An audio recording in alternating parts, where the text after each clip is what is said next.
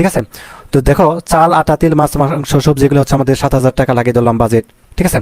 এবং ফলমূল হচ্ছে 1,000 টাকা বা মিষ্টি হচ্ছে 500 টাকা আমরা ধরে নিলাম আর কি।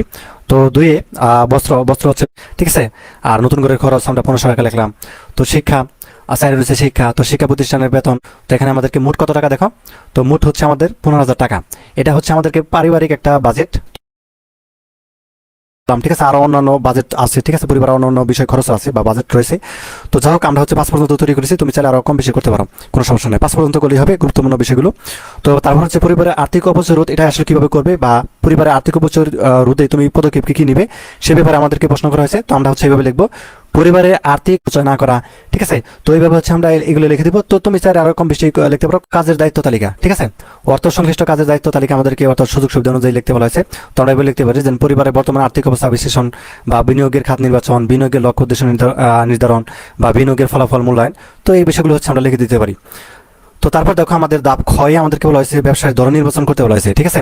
আমরা যে ব্যবসাটি করব সেটি আসলে ধরনটা আসলে নির্বাচন করতে বলা হয়েছে, যে ব্যবসার ধরন। তো উদ্বোধনীমূলক আচ্ছা, উদ্ভাবনীমূলক ব্যবসার নাম হলো কাপড়ের ব্যবসা। তো আমাদেরকে একটা ব্যবসা নির্বাচন করতে বলা হয়েছে। তো আমরা দিলাম কাপড়ের ব্যবসা করব, এটা হচ্ছে আমরা নির্বাচন করলাম। তো কেন নির্বাচন করলাম সেটি দেখি। তো এই ব্যবসাটি একটি দীর্ঘমেয়াদী ব্যবসা হবে, ঠিক আছে। তো আমরা যেটি করবো সেটি হচ্ছে কি দীর্ঘমেয়াদী ব্যবসা। তো এই ব্যবসাটি বেছে নেওয়ার কারণ হলো কাপড়ের ব্যবসাটি স্বল্প পুঁজিতে করা যায়, তাছাড়া পারিবারিক চাহিদা পূরণ করবে কাপড়ের ব্যবসায়ের মাধ্যমে। তাই আমি উদ্ভাবনীমূলক ব্যবসা হিসেবে কাপড়ের ব্যবসা বেছে নিয়েছি, ঠিক আছে। তো এটা হচ্ছে আমরা ধাপ ক্ষয়ে ব্যবসায় নির্বাচন লিখে দিব। তো তারপর দেখো আরো অংশ রয়েছে আমাদের। আচ্ছা, এতটুকু রয়েছে, এতটুকু